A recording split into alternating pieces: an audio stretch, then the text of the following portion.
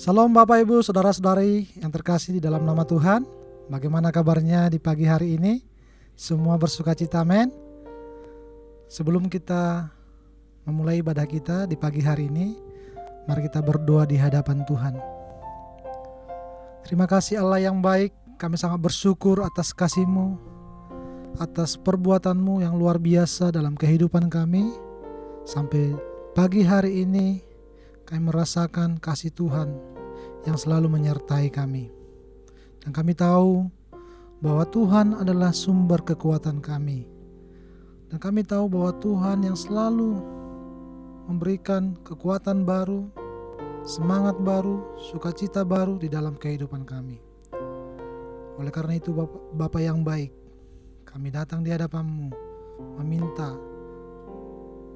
kekuatan yang lebih lagi daripada Tuhan. Mari kita sama-sama mengatakan di hadapan Tuhan, Engkaulah kekuatanku.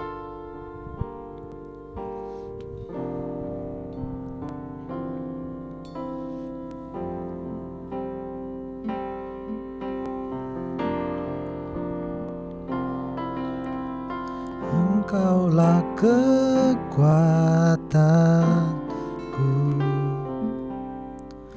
tempat perlindunganku saat badai menerpa. Aku tak akan goyah, aku tak akan goyah, aku tak akan goyah, sebab Kau sertaku. Mari katakan, sejauh langit, sejauh langit dari bumi, begitu besarnya kasih-Mu, penuhi hati kami yang rindu menyembah-Mu, Yesus. Sejauh langit dari bumi, begitu besarnya kasih-Mu. Kaulah Tuhan, kekuatanku, sukacitaku. Mari katakan di hadapan Tuhan, Engkaulah kekuatanku, Engkaulah kekuatanku, tempat perlindunganku saat badai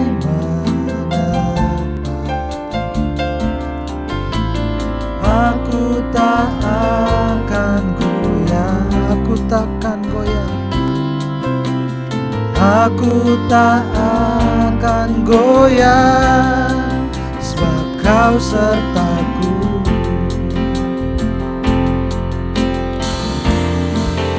Sejauh langit dari bumi, begitu besarnya kasih-Mu, penuhi hati kami yang rindu menyembah-Mu, Yesus.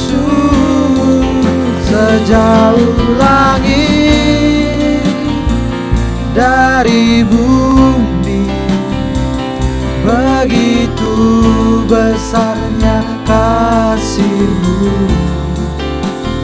Kaulah Tuhan, kekuatanku, sukacita. Sejauh langit, sejauh langit dari bumi, begitu besarnya kasih-Mu, penuhi hati kami yang rindu menyembah-Mu.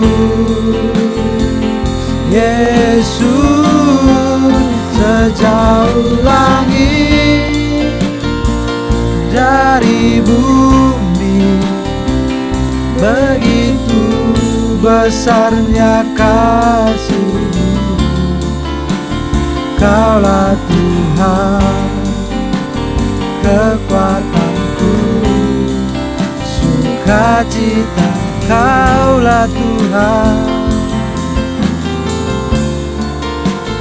Kaulah Tuhan, kekuatanku, sukacita. Kaulah Tuhan, Kaulah Tuhan, kekuatanku, sukacitaku. Haleluya, glory bagi-Mu. Haleluya, glory bagi-Mu. Kami sembah Engkau ya Tuhan, kami tinggikan Engkau. Haleluya, glory bagi-Mu, glory bagi-Mu. Haleluya, kami sembah, kami tinggikan Engkau, kami agungkan Engkau, kami sembah Engkau ya Tuhan. Glory bagi-Mu, glory bagi-Mu.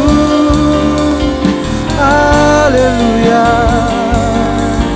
haleluya, kami sembah, kami tinggikan Engkau.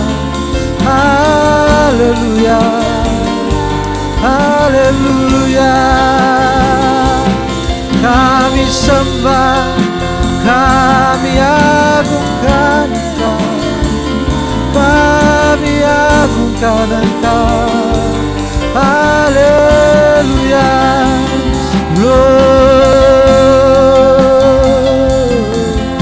bagi-Mu ya Tuhan, segala pujian bagi-Mu. Terima kasih ya Tuhan, terima kasih ya Tuhan, terima kasih ya Tuhan. Hanya Engkau-lah Tuhan sumber kekuatan kami. Kami hanya berharap kepada Tuhan, kami hanya mengandalkan Tuhan, dan kami percaya kami akan tetap kuat hanya di dalam Engkau ya Tuhan. Kami akan bersukacita memuliakan nama Tuhan, hanya di dalam nama Tuhan Yesus Kristus kami berdoa. Haleluya, amin. Siap bersukacita, amin. Mari katakan di hadapan Tuhan, Allah sumber kuatku.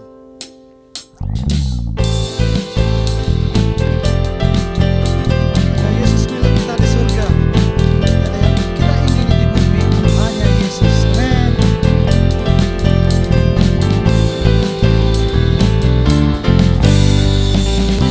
Hanya Kau milikku di surga, yang ku ingini di bumi hanya Kau.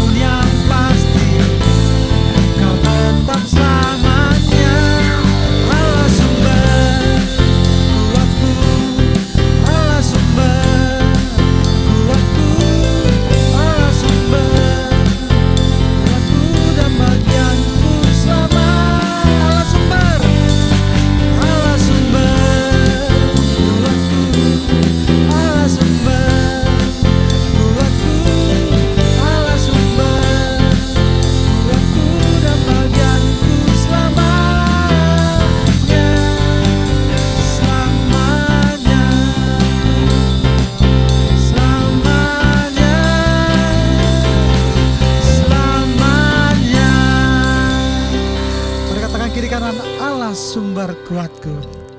Amin.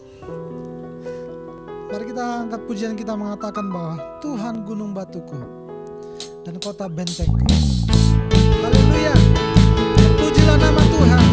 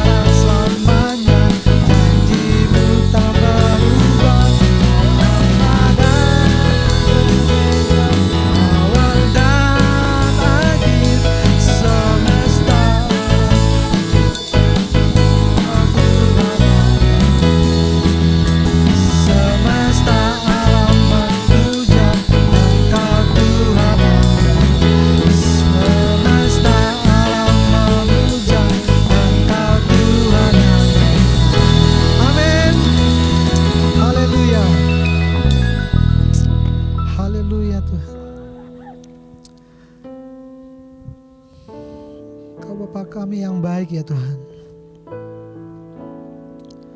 Haleluya Yesus Tuhan. Bapakku yang baik, sangat ku cinta kasih-Mu padaku semakin nyata ku rasakan.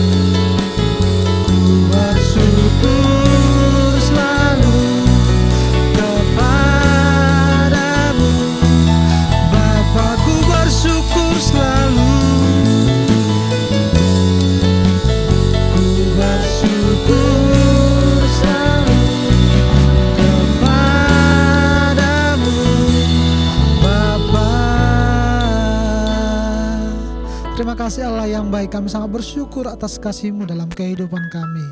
Di pagi hari ini kami mau mendengarkan kebenaran firman Tuhan.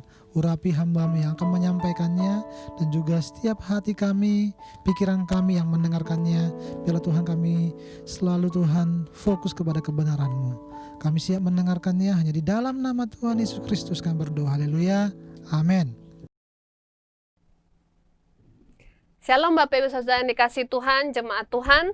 Puji nama Tuhan, hari ini kita masih bisa beribadah ya, walaupun online atau dari rumah masing-masing menyaksikan ibadah ini. Tapi kita percaya ini semua anugerah dan kemurahan Tuhan yang masih memberikan kita kehidupan. Amin Bapak Ibu.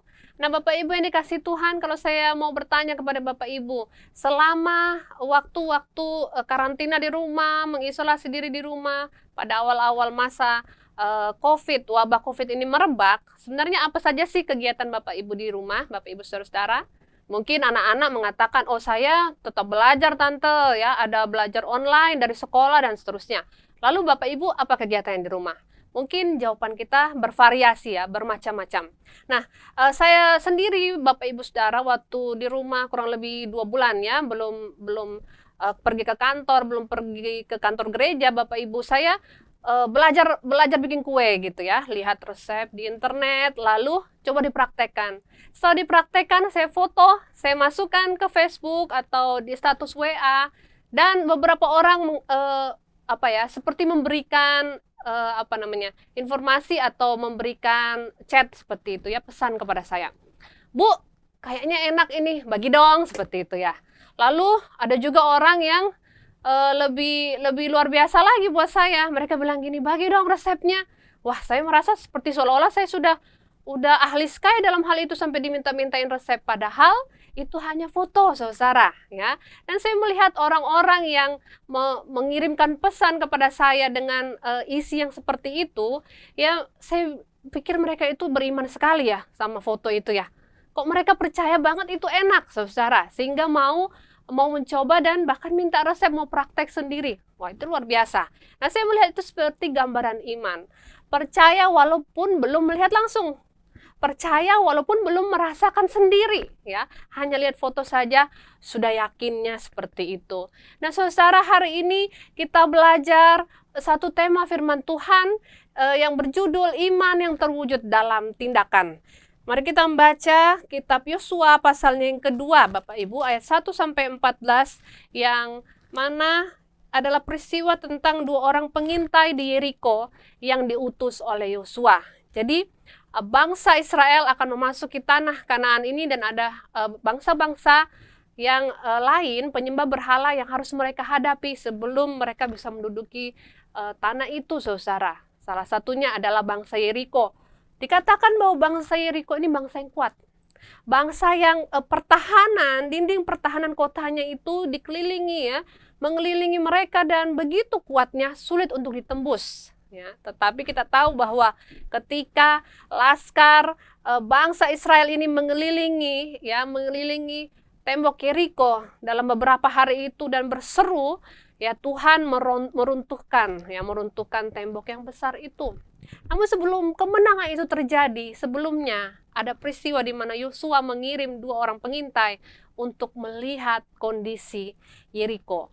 Nah, ini adalah di pasal Yosua pasal 2 adalah kisah di mana kedua pengintai tersebut akhirnya masuk ke dalam kota Yeriko.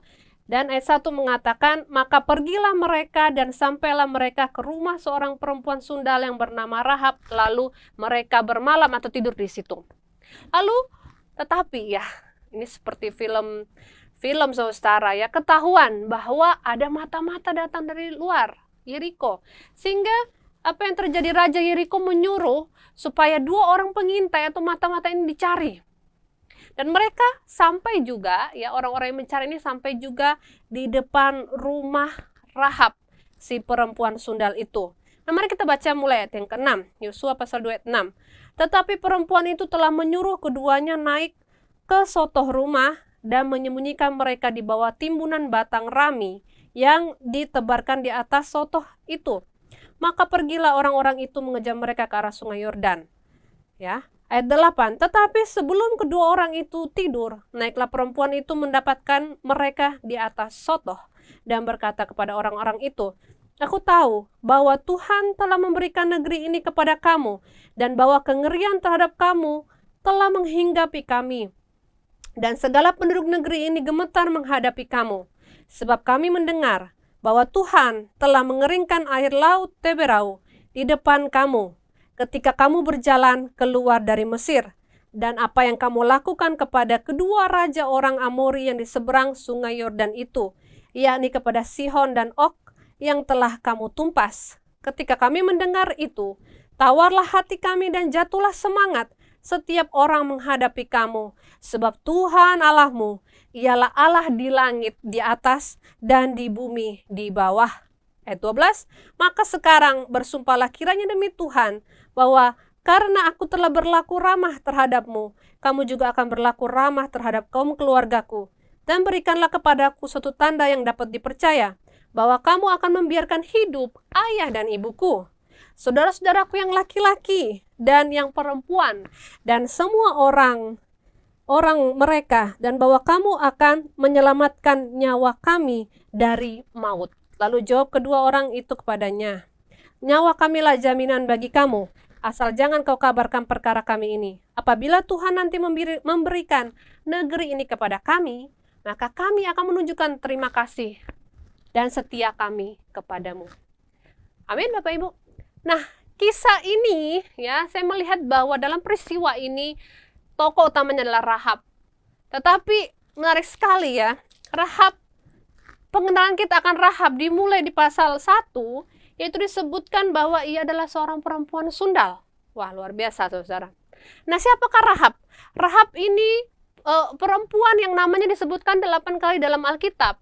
Namun sayangnya, dari 8 kali penyebutan nama Rahab, 5 diantaranya menyebut dia dengan atribut Rahab, si perempuan sundal, atau perempuan yang tidak benar, yang kelakuannya tidak berkenan atau dianggap sampah dalam masyarakat, saudara. Siapa yang mau dikenal dengan atribut atau embel-embel seperti itu? Ya, kalau saudara dikenal sebagai contoh Pak Samuel, Profesor Dr. Samuel Senuraya, bla bla bla bla bla, gitu ya. Lalu embel-embel di belakangnya adalah pengkhotbah yang begini dan begitu. Atau Bapak Jamili di rumah ya. Bapak Jamili, seorang suami yang setia, menyayangi anak-anaknya, dan pekerja keras. Nah, itu kan sebutan yang enak didengar ya Bapak Ibu. Sebutan yang menarik ya, sebutan yang memberkati. Tetapi Rahab dikenal, kita mengenalnya awalnya ini karena disebut dengan atribut atau sebutan ia Rahab, seorang perempuan sundal. Ya, jadi dalam Yosua pasal 2, pasal 6, lalu Ibrani pasal 11 dan Yakobus pasal 2 disebutkan nama Rahab, tetapi dengan sebutan seorang perempuan sundal. Hal Rahab memiliki profesi sebagai perempuan sundal, atau dalam zaman kita katakanlah perempuan pelacur, saudara ya. Sangat mungkin profesinya ini disebabkan oleh kondisi di zamannya pada masa itu. Saya rasa tidak ada seorang pun yang sejak lahir cita-citanya adalah menjadi orang yang tidak benar, menjadi preman, menjadi pencuri, menjadi orang-orang yang tidak jujur dalam melakukan pekerjaan. Tidak ada kan Bapak Ibu? Dulu waktu saya kecil di sekolah selalu dikasih tahu ya, anakku, ya anak murid, kamu harus mencapai cita-citamu setinggi langit, berguna bagi bangsa dan negara. Dan semua anak-anak kalau ditanya menjadi apa, semua menjadi presiden, saudara. Ya kan? Atau laki-laki, semua mau jadi tentara, mau jadi polisi, dan seterusnya. Itu cita-cita yang mulia, yang berguna bagi masyarakat. Tetapi Rahab punya profesi sebagai perempuan sundal, saudara.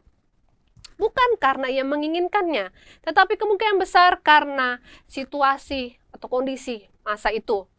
Ia hidup di kalangan penyembah berhala yang mengagungkan seks dan kesenangan-kesenangan duniawi, ya. Maka bukanlah tidak mungkin kondisi masa itu memaksa Rahab untuk menjadi perempuan sundal. Atau bisa juga ia berprofesi demikian karena tuntutan ekonomi. Ingat di ayat 13 ya, dia menyebutkan bahwa dia memiliki keluarga. Ayah ibu masih hidup, saudara-saudara lelaki dan perempuan, dan orang-orang yang bersama dengan mereka. Ya, mungkinkah itu sanak keluarga mereka? Jadi keluarga besar, saudara. Dan karena tuntutan ekonomi bisa jadi dia memilih untuk menjadi perempuan sundal. Namun yang paling utama dari kisah Rahab ini adalah imannya kepada Allah Israel. Saya bacakan sekali lagi ayat 9 sampai ayat 11 ya. Rahab berkata seperti ini, "Aku tahu bahwa Tuhan telah memberikan negeri ini kepada kamu dan bahwa kengerian terhadap kamu telah menghinggapi kami dan segala penduduk negeri ini gemetar menghadapi kamu." Pertama dia katakan, "Aku tahu." Lalu kemudian, "Sebab kami mendengar." Aku tahu, sekarang kami mendengar bahwa Tuhan telah mengeringkan air laut Teberau di depan kamu ketika kamu berjalan keluar dari Mesir. Dan apa yang kamu lakukan kepada raja orang Amori yang kamu tumpas itu. Kemudian ayat yang ke-11, ketika kami mendengar, dia sebutkan lagi, sekali lagi. Ketika kami mendengar itu, tawarlah hati kami. Dalam terjemahan yang lain, hati kami menjadi luluh atau melting, saudara, dalam terjemahan bahasa Inggris. Dan jatuhlah semangat setiap orang menghadapi kamu, sebab Tuhan Allahmu ialah Allah di langit, di atas dan di bumi di bawah. Saudara yang dikasihi Tuhan, iman Rahab bertumbuh dari mendengar menjadi mengakui. Ya, aku tahu. Amin, saudara. Nah, kata tahu di sini ya, bukan tahu tempe ya, tapi tahu. Ya, aku tahu, aku mendapat pengetahuan. Ya, ini saudara, maknanya bukan sekedar pengetahuan di otak. Ya, sama seperti saudara ditanya 1 tambah 1 sama dengan 2. Udah tahu kan? Ada yang belum tahu? Ya, pasti sudah tahu. 2 tambah 2, 4 dan seterusnya. Itu pengetahuan di otak, saudara. Tetapi kata tahu atau tahu, pengetahuan dalam Alkitab, maknanya adalah pengenalan atas dasar hubungan. Jadi kenal seperti itu, maka dia mengetahui, saudara. Sama seperti suami istri, ya, dulu waktu pacaran tahu kulit-kulitnya saja, ya kan?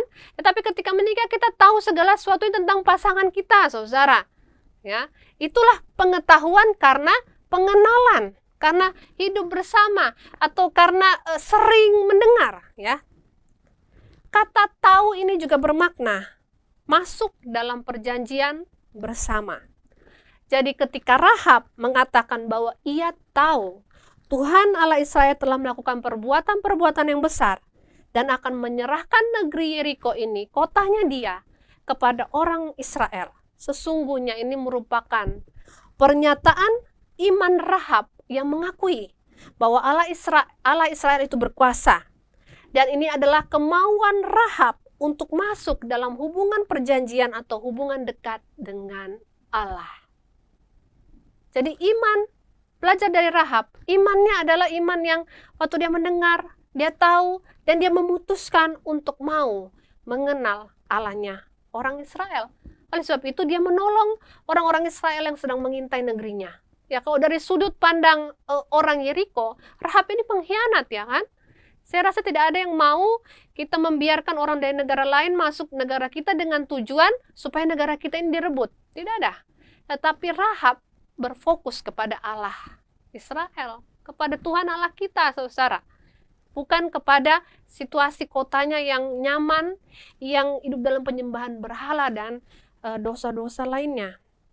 Sekalipun iman Rahab ini baru bersumber dari pendengaran akan cerita orang mengenai bangsa Israel, namun yang mewujudkan adalah tindakan yang berikutnya, yaitu Rahab bersedia menyelamatkan kedua pengintai tersebut.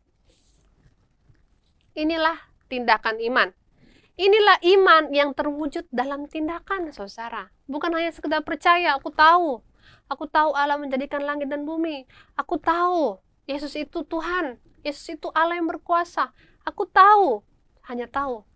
Tetapi Allah membutuhkan lebih daripada sekedar pengetahuan kita, Bapak Ibu. Bertindak sesuai iman kita. Amin, Bapak Ibu. Oleh karena imannya itu, Bapak Ibu, ia bukan lagi dikenal sebagai seorang perempuan sundal, tetapi perempuan yang beriman.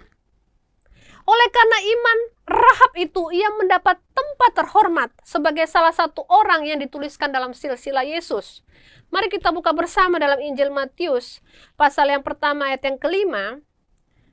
Silsilah Yesus Kristus. Salmon memperanakan Boas dari Rahab. Boas memperanakan Obed dari Rut. Obed memperanakan Isai. Isai memperanakan Raja Daud. Menarik sekali ya saudara ya. Dari keturunan Rahab muncul orang besar seperti Raja Daud. Dan kemudian terus sampai kepada lahirnya Yesus Kristus. Oleh karena iman Rahab, ia mendapat tempat yang terhormat sebagai salah satu wanita yang dituliskan dalam silsilah kelahiran Juru Selamat, yaitu Yesus Kristus. Dan pada akhir hidupnya, Rahab bukan lagi dikenal sebagai seorang perempuan sundal, seperti yang pertama kali kita baca, tetapi perempuan yang beriman. Surat Ibrani pasal 11 ayat 31 mencatat bahwa Rahab diselamatkan karena imannya. Amin. Iman yang disertai dengan perbuatan. Saya bacakan, Ibrani 11 ayat 31. Karena iman, maka Rahab perempuan sundal itu tidak turut binasa bersama-sama dengan orang durhaka, karena ia telah menyambut pengintai-pengintai itu dengan baik. Jadi penulis surat Ibrani mengatakan bahwa si Rahab perempuan sundal itu ya, jadi waktu dia menuliskan itu, dia mau mengingatkan kepada pembaca bahwa Rahab yang ia maksud adalah Rahab yang perempuan sundal yang di Yeriko itu yang menyelamatkan 2 orang pengintai. Tetapi yang dia tekankan bukan sundalnya dia atau dosa masa lalunya, tetapi karena iman maka ia tidak turut binasa, saudara. Iman Rahab membuat ia dikenal sebagai perempuan yang beriman. Rahab si perempuan beriman, bukan Rahab si perempuan sundal. Kemudian surat Yakobus menyandingkan nama Rahab dengan nama Abraham, sang bapa segala orang beriman. Nama mereka dituliskan sebagai contoh iman yang terwujud di dalam tindakan atau perbuatan. Yakobus, surat Yakobus pasal 2 ayat 23 sampai 25. Demikian firman Tuhan. Dengan jalan demikian, genaplah nas yang mengatakan, lalu percayalah Abraham kepada Allah, maka Allah memperhitungkan hal itu kepadanya sebagai kebenaran. Karena itu Abraham disebut sahabat Allah. Jadi kamu lihat bahwa manusia dibenarkan karena perbuatan-perbuatannya dan bukan hanya karena iman. Jadi artinya iman dan perbuatan itu harus sejalan. Jadi bukan hanya karena iman. Kemudian saya lanjutkan. Dan bukankah demikian juga Rahab pelacur itu dibenarkan karena perbuatan-perbuatannya ketika ia menyembunyikan orang-orang yang disuruh itu di dalam rumahnya, lalu menolong mereka lolos melalui jalan yang lain. Menarik ya Bapak Ibu, bahwa nama Rahab disandingkan dengan nama Abraham. Iman Rahab yang terwujud dalam tindakan dan perbuatannya yang menyelamatkan kedua pengintai orang Israel, itu disandingkan ya, nama Rahab yang beriman ini disandingkan dengan nama Abraham, bapa orang beriman yang disebut sebagai sahabat Allah. Siapa Abraham kita tahu. Abraham juga berasal daripada orang yang tidak mengenal Tuhan, kemudian Tuhan panggil kemana? Ke negeri yang dia tidak pernah tahu sebelumnya. Lalu ia juga disuruh beriman walaupun belum mempunyai keturunan sekian puluh tahun lamanya, saudara. Tetapi dia tetap percaya. Oleh sebab itu dia dikatakan sebagai bapa dari segala orang yang beriman, sahabat Allah. Imannya itu ditunjukkan dengan perbuatan dan tindakan tetap setia, tetap mengikuti jalan Tuhan, tidak berpaling daripada Tuhan walaupun dia belum mendapatkan apa yang dijanjikan oleh firman Allah. Iman yang terwujud dalam tindakan. Dan Bapak Ibu saudara yang dikasihi oleh Tuhan, apa yang dapat kita pelajari daripada peristiwa dalam Yosua pasal 2 ini? Daripada kehidupan Rahab, perempuan sundal yang kemudian dikenal sebagai perempuan yang beriman. 2 hal yang dapat kita pelajari saudara. Yang pertama, pentingnya iman yang terwujud dalam tindakan. Katakan amin. Colek sebelah kanannya. Katakan suami atau istri atau anaknya. Bilang, imanmu harus terwujud dalam tindakan. Amin. Bapak Ibu Saudara, ini kasih Tuhan, Allah mengetahui dari sekian banyak penduduk Yeriko, hanya Rahab yang mempunyai iman kepadanya. Ya. Menarik ya. Tadi Rahab mengatakan bahwa aku tahu bahwa Allahmu begini dan begitu. Aku mendengar, maka hatiku menjadi luluh, menjadi tawar, menjadi gemetar oleh karena kekuasaan Tuhan Allahmu. Ya. Maka sekarang aku akan menyelamatkan kamu, asal juga biarlah Allah juga menyelamatkan aku. Dan seterusnya, Bapak Ibu bisa baca dalam kitab Yosua pasal 2 ini, Bapak Ibu. Jadi pentingnya iman yang terwujud dalam tindakan. Bukan sekedar percaya Bapak Ibu, tetapi bertindak. Jika kita percaya, maka kita akan hidup taat di hadapan Tuhan. Mempercayai Tuhan sebagai Allah yang berkuasa atas hidup kita. Allah yang memegang kendali di dalam situasi yang tidak pasti ini. Amin Bapak Ibu. Tidak ada yang dapat mengerti mengapa situasi wabah COVID saat ini itu terjadi sehingga mempengaruhi perekonomian, mempengaruhi pendidikan, dunia kesehatan dan segala bidang lainnya. Tetapi iman kita berkata bahwa Allah itu berkuasa, Allah itu memegang kendali. Oleh sebab itu, saya tidak akan mengandalkan diri saya sendiri. Oleh sebab itu, saya tidak akan mencari-cari pertolongan daripada hal-hal yang lain yang tidak menyenangkan hati Allah. Amsal 3, ya, kita baca bersama-sama Amsal pasal yang ketiga, ayat 5-7, firman Tuhan berkata demikian. Percayalah kepada Tuhan dengan segenap hatimu, dan janganlah bersandar kepada pengertianmu sendiri. Akuilah dia dalam segala lakumu, maka ia akan meluruskan jalanmu. Janganlah engkau menganggap dirimu sendiri bijak, takutlah akan Tuhan dan jauhilah kejahatan. Amin Bapak Ibu. Bapak Ibu Saudara yang dikasihi Tuhan, dalam hal apakah saat ini atau hari-hari ini seperti iman Bapak Ibu sedang ditantang? Dalam hal apa? Apakah dalam hal mempercayai Allah sebagai Allah yang menyembuhkan? Bapak Ibu mengatakan, bagaimana ini Tuhan, aku sakit, sedang sakit. Ya. Atau sudah sakit sekian bulan, sekian hari, sekian tahun. Apakah Bapak Ibu masih tetap akan percaya kepada Allah? Masih tetap akan mewujudkan imanmu dengan tetap beribadah? Tetap datang kepada Tuhan dan tidak mencari pertolongan daripada hal-hal yang lain, apalagi hal duniawi. Ataukah Bapak Ibu imannya mungkin sedang ditantang dalam hal memberi kepada pekerjaan pelayanan Tuhan? Ya, Bapak Ibu mungkin ada yang bergumul seperti ini. Bagaimana ya Bu saya bisa memberi? Suamiku saja tidak bekerja. Ya. Kebutuhan untuk belajar anak di rumah ternyata juga, walaupun belajar di rumah ternyata pengeluaran cukup tinggi karena harus beli kuota mungkin, lalu fotokopi. Atau bagaimana Bapak Ibu? Ya. Keadaan sulit, bagaimana aku bisa memberi kepada Tuhan? Mungkin iman kita sedang ditantang dalam hal seperti itu. Yang menurut saya masih bagus kalau pikiran Bapak Ibu seperti itu. Ada orang yang mohon maaf, pelit. Ya. Dia berpikir waktu saya memberi kepada Tuhan, berarti saya berkekurangan. Nah Bapak Ibu yang seperti itu harus belajar daripada kisah di dalam Injil tentang janda yang miskin, yang memberi itu hanya sedikit, ya, sampai-sampai persembahannya itu mungkin receh gitu ya, kedengaran saudara ya, kalau uang receh, ya. Jadi hanya sedikit seperti itu, tetapi Yesus memuji imannya karena ia memberikan segala apa yang ada padanya, karena dia tidak khawatir akan hari esok. Nah Bapak Ibu Saudara yang dikasihi Tuhan, mungkin dalam hal itu kita sedang ditantang. Tetapi marilah kita wujudkan iman percaya kita kepada Allah dengan tetap percaya dan bertindak. Ya, tetap memberi, tetap datang pada Tuhan, tetap beribadah, tetap berdoa. Ya, walaupun mungkin doa kita minta kesembuhan belum dijawab Tuhan, tapi bukan alasan untuk kita tidak berdoa lagi, tetap berdoa.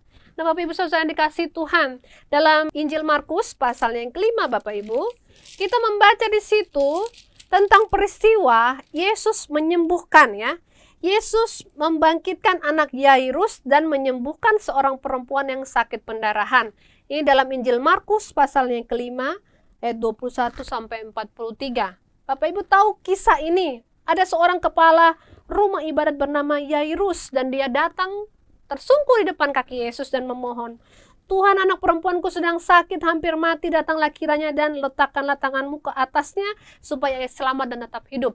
Dan ketika Yesus tergesa-gesa untuk bergegas ya, untuk datang ke rumah Yairus, menyembuhkan anak itu, apa yang terjadi? Orang-orang mendesak dia dan seperti tidak ada jalan untuknya. Dan dalam desakan-desakan itu, saudara, seorang perempuan yang sakit pendarahan sudah sekian tahun datang, dia tahu tidak mungkin bisa menemui Yesus secara langsung. Ya, orang begitu mepet di kiri kanannya, saudara, tidak ada jalan. Lalu apa? Imannya berkata, "Asal ku jamah saja jumbai jubah Yesus, aku akan sembuh." Dan itu terjadi sehingga ayat 34, Yesus berkata, "Hai anakku, imanmu telah menyelamatkan engkau. Pergilah dengan selamat dan sembuhlah dari penyakitmu." Amin. Ini terkenal sekali peristiwa ini, saudara. Tapi yang menarik, seolah-olah ketika perempuan itu datang dalam gambaran ini, saudara, seolah-olah Yairus tersingkirkan. Padahal dia yang duluan datang kepada Tuhan dan meminta pertolongan untuk kesembuhan anaknya yang hampir mati, saudara. Akhirnya karena ia sempat tersingkir ya, seolah-olah ya, perhatian Yesus kepada perempuan yang pendarahan tadi dan dia sembuhkan. Kita berpikir seolah-olah Yesus melupakan Yairus, padahal tidak, saudara. Ayat 35, ketika Yesus masih berbicara, datanglah orang dari keluarga kepala rumah ibadat itu, datanglah orang dari keluarga Yairus dan berkata, "Anakmu sudah mati." Tadi di ayat yang ke-23, Yairus memohon kepada Yesus, "Tuhan, sembuhkanlah anakku, hampir mati." Berarti sudah sekarat. Tetapi ini datang berita, Bapak Ibu, yang memilukan hati orang tua, "Anakku sudah mati. Apa perlunya lagi engkau menyusah-nyusahkan guru?" Ayat 36, tetapi Yesus tidak menghiraukan perkataan mereka. Tidak dicatat bagaimana reaksi Yairus, tapi saya bisa membayangkan. Kalau saya seorang orang tua yang punya anak, kemudian mati, saudara, itu menyakitkan sekali, saudara. Betul?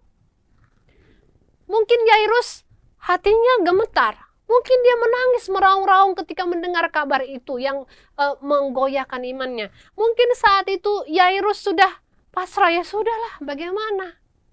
Tetapi dicatat firman Tuhan, Yesus tidak menghiraukan perkataan mereka dan berkata kepada Yairus, "Jangan takut, percaya saja." Amin, saudara. Wow, ini pernyataan yang powerful, yang berkuasa, yang kuat, saudara. Yang menguatkan iman. Tuhan tahu ada masa-masa di mana kita ya tidak mampu menanggung beban yang berat, saudara. Bahkan mungkin kita akan lemah. Tetapi firman Tuhan terus menguatkan kita hari lepas hari. Jangan takut, percaya saja. Amin, saudara. Dan Yairus memilih untuk tetap percaya. Dan apa yang terjadi dalam peristiwa selanjutnya, kalau Bapak Ibu penasaran, baca Alkitabnya ya. Ya, bahwa Yesus membangkitkan anak itu dari kematian. Amin, Bapak Ibu. Allah kita luar biasa. Allah kita berkuasa. Bagian kita, Bapak Ibu, tidaklah sulit. Kita hanya disuruh untuk percaya dan menunjukkan iman percaya kita di dalam tindakan. Apa itu? Berbagai macam hal tindakan. Tergantung apa yang Tuhan taruh dalam hati Bapak Ibu. Untuk hari ini percayai aku dalam hal keuanganmu. Percayai aku dalam hal penyakitmu. Percayai aku dalam situasi keluargamu. Anak-anak yang bersekolah, percaya Tuhan Yesus. Jangan mengandalkan dirimu sendiri. Jangan mengandalkan temanmu berbuat curang dalam sekolahmu. Salah. Ya, percaya kepada Tuhanmu dan belajar. Tuhan mau itu yang menjadi bagian kita untuk kita lakukan. Saudara, jangan mau ditipu oleh iblis. Jangan mau iman kita digentarkan atau digoyahkan oleh situasi apapun itu. Ya, dalam pekerjaan, masalah ekonomi, sakit penyakit, sekolah atau pergaulan anak-anak muda, ya. Pilihlah tetap beriman kepada Allah. Pilihlah untuk tetap percaya kepada Yesus Kristus dan bukan kepada pengertian kita sendiri. Amin, Bapak Ibu. Yang terakhir, apa aplikasi atau apa yang bisa kita pelajari daripada kehidupan Rahab? Yaitu, janganlah kita hidup lagi dalam masa lalu kita. Janganlah lagi kita hidup dalam dosa-dosa kita yang sudah dihapuskan oleh darah Yesus. Tetapi pandanglah kepada Allah yang telah mencurahkan kasih karunia-Nya kepada kita dan sambutlah keselamatan daripadanya. Amin. Jangan lagi hidup dari masa lalu atau mengingat masa lalu tersebut. Rahab ini saudara tidak memandang kepada masa lalunya yang adalah perempuan sundal, tetapi pengertian, pemahaman dan imannya berubah, mempercayai kepada Allah sekarang, dan dia tetap percaya sampai akhir hidupnya, saudara. Jadi iman yang bertindak juga adalah iman yang memandang kepada kasih karunia Allah dan hidup sejalan dengan kasih karunia yang telah kita terima tersebut. Amin, Bapak Ibu Saudara yang dikasihi Tuhan. Bapak Ibu, saya tidak tahu apa yang Bapak Ibu sedang gumulkan hari-hari ini. Tapi biarlah firman Tuhan ini menguatkan kita, ya, menguatkan saudara, karena firman Tuhan ini menguatkan saya juga, Bapak Ibu. Jujur, situasi di sekitar kita pasti seperti akan membuat kita goyah, iman kita goyah. Ya, baik itu orang-orang tua maupun anak-anak muda juga punya masalah masing-masing, bukan? Ya, tetapi marilah kita memandang kepada Allah kita yang berkuasa. Biarlah iman kita yang selama ini kita mungkin tahu firman Tuhan. Anak-anak yang remaja dari sekolah minggu engkau sudah mendengar cerita firman Tuhan. Biarlah pengetahuan itu berubah menjadi pemahaman dan pengenalan yang benar akan Allah. Dan engkau mewujudkan imanmu itu ke dalam tindakan dan perbuatan sehari-hari. Amin. Dan tetaplah hidup dalam kasih karunia Allah. Jangan pandang masa lalumu yang buruk, jangan memandang kepada dosa-dosamu, dan jangan kembali kepadanya. Tetapi memandang kepada Yesus yang telah berkorban bagi kita untuk menyelamatkan kita. Amin. Mari kita berdoa, Bapak Ibu Saudara yang dikasihi Tuhan. Bapa surgawi Allah kami, yang kami sembah dalam nama Yesus Kristus. Sungguh kami bersyukur Tuhan buat kasih karunia-Mu yang besar dalam hidup kami.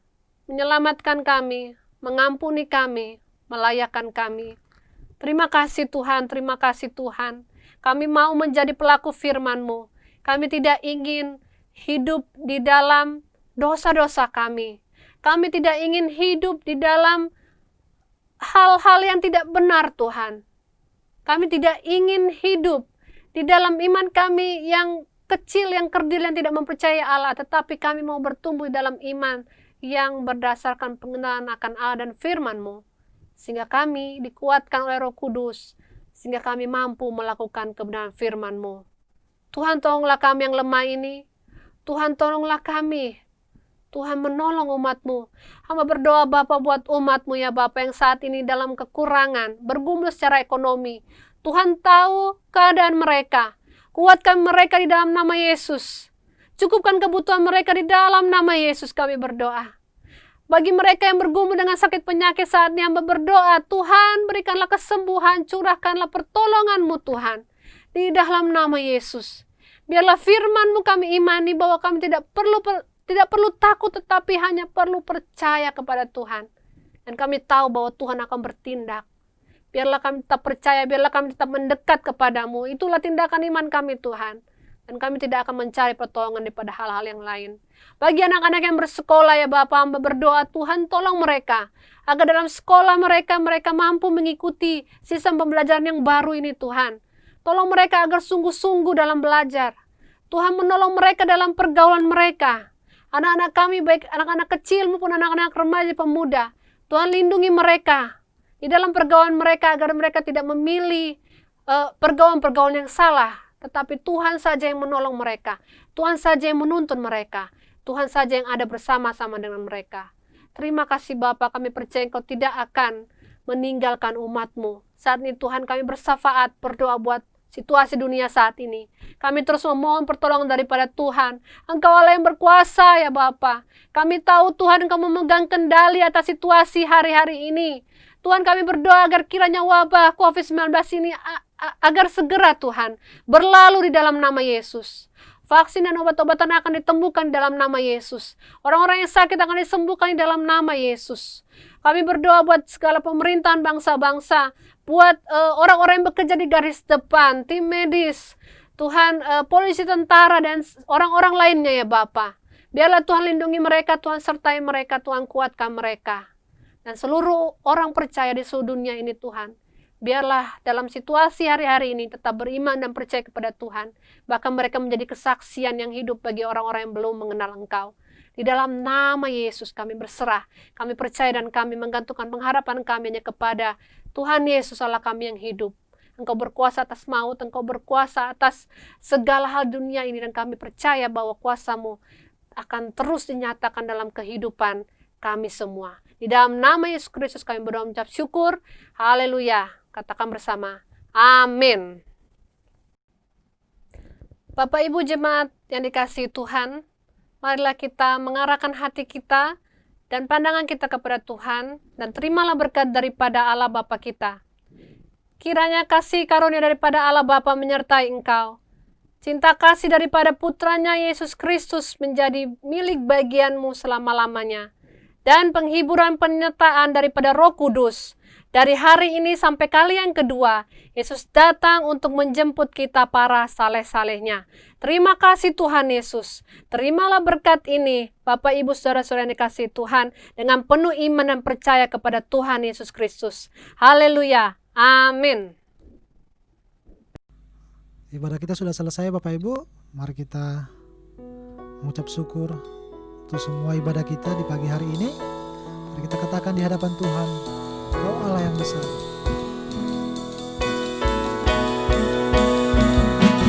Kau Allah yang besar, ajaib dan mulia. Kau Yesus yang selalu membuatku terpesona. Segala pujian bagimu ya Tuhan.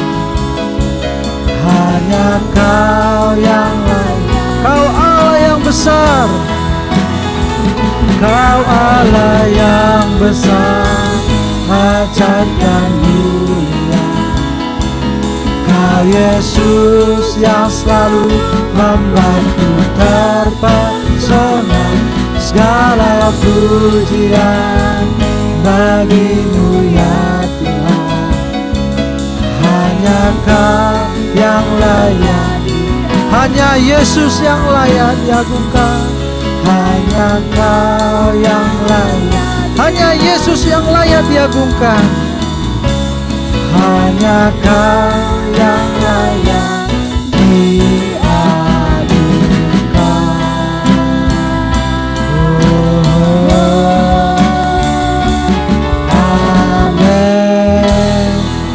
Tuhan Yesus memberkati. Shalom.